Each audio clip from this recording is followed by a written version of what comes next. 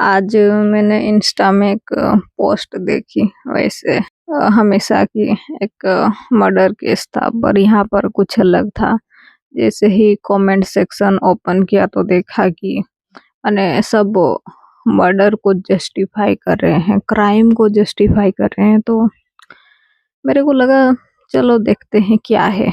और सब बोल रहे हैं कि तूने जो किया अच्छा किया, यही होना था, ये सब। तो देखते हैं क्या है केस, क्योंकि हमेशा तो वैसे ही पति पत्नी के बीच क्राइम्स मर्डर सब होते हैं, पर इसमें कुछ अलग था। तो आज हम उसके बारे में थोड़ा बात करेंगे। ये जो मर्डर केस हुआ ये 12 सितंबर 2025 को हुआ 2 बजे। नंदिनी जो कि विक्टिम है, वो रूप सिंह स्टेडियम के बाहर से एक सड़क से जा रही थी। वो ग्वालियर के एसपी ऑफिस की तरफ जा रही थी, जहां उन्होंने 9 सितंबर को अरविंद परिहार के खिलाफ कुछ रिपोर्ट दर्ज कराई थी। अरविंद परिहार 33 इयर्स का और एक लोकल ठेकेदार भी था, कॉन्ट्रैक्टर। उन्होंने अपनी बाइक रोकी, फिर पिस्तौल निकाली और डायरेक्ट नंदिनी के मुंह पर ही फायरिंग कर दिए 4-5 बार। फायरिंग करने के बाद वो वहीं पे गिर पड़ी और सारा सड़क खून से भर गया। उसके बाद से गोली चलाने के बाद अरविंद सबके पास ही वैसे ही बैठा रहा और पागलों की तरह चिल्लाने लगा। जब पुलिस पहुंची तो उन पर भी पिस्तौल तान कर वैसे ही बैठा रहा। भीड़ बढ़ी, हंगामा बढ़ा और पुलिस लास्ट में उसको काबू करने के चक्कर में टीयर गैस यूज करनी पड़ी। आखिरकार फिर अरविंद को पुलिस ने गिरफ्तार कर लिया और लाठी से बहुत मारा। वो तो होना ही था, इतना टाइम वेस्ट किया। फिर जो आई विटनेस थे, जहाँ से वो जो कुछ लोग देख रहे थे, उन्होंने भी कुछ बयान दिए, जैसे कि ये बहुत ब्रूटल था। हाँ, वो ब्रूटल तो था। फिर नंदिनी को पासी के हॉस्पिटल में लिया गया, जहाँ पर उनको डेड घोषित कर दिया गया। फिर पोस्टमार्टम रिपोर्ट में चेहरे पर गोलियों के निशान वो सब देखने को मिले। तो आखिर नंदिनी और अरविंद का रिश्ता क्या था, और अरविंद ने ऐसे नंदिनी की हालत क्यों करी, तो उसके बारे में हम आज जानेंगे। तो नंदिनी और अरविंद का रिश्ता धोखे से हिंसा तक। शुरुआत हुई दोनों एक का अफेयर से, जो कि 3 साल पहले से ही चल रहा था।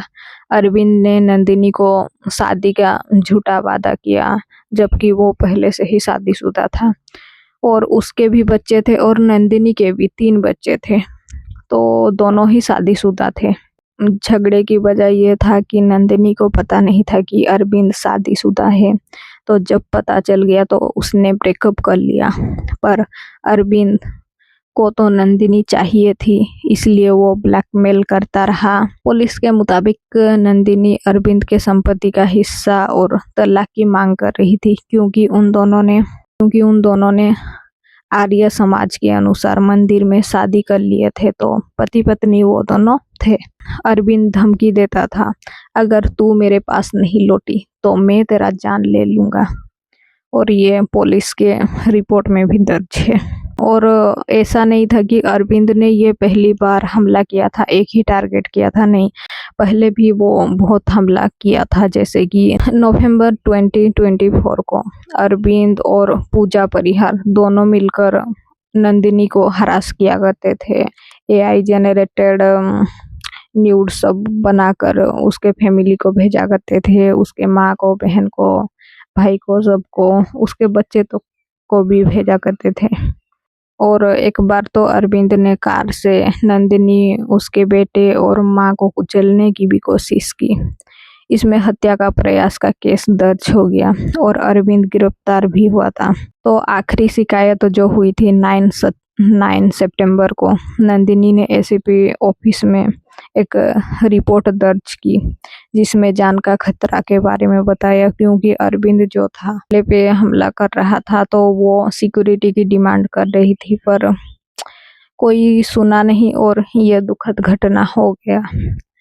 तो नंदिनी के बारे में भी कुछ जान लेते हैं। 2017 में नंदिनी के खिलाफ अपने तीसरे पति को हत्या के आरोप में गिरफ्तार कर लिया था, जिस वजह से वो 4 साल जेल में रही और फिर कोई सबूत ना होने के कारण उसको जेल से रिहा कर दिया गया।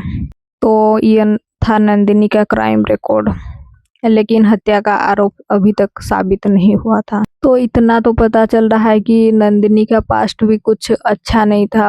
उसके लाइफ में बहुत बार उसने शादी की, ब्रेकअप किया, डिवोर्स लिया, पुलिस की जांच और गिरफ्तारी, आरोपी पर केस। अरविंद के खिलाफ आईपीसी की धारा 302, हत्या 506, धमकी के तहत केस दर्ज कर लिया गया और उसका जो गन था उसको भी जब्त कर लिया गया। यहाँ पर अरविंद का ये कहना था कि नंदिनी ने उसको धोखा दिया, वो उस पर एलिगेशन करती रही, वो रिपोर्ट दर्ज करती रही, जिस वजह से वो उसने ये कर दिया। अगर अरविंद के लाइफ में कुछ चल रहा था कि वो परेशान हो चुका था पूरा गलत वाला नंदिनी से, तो वो अगर उसको मार भी दिया तो अभी कहाँ उसकी परेशानी ख़त्म हो जाएगी। अभी तो शुरू हुआ है, अभी तो बहुत गंदा वाला होगा।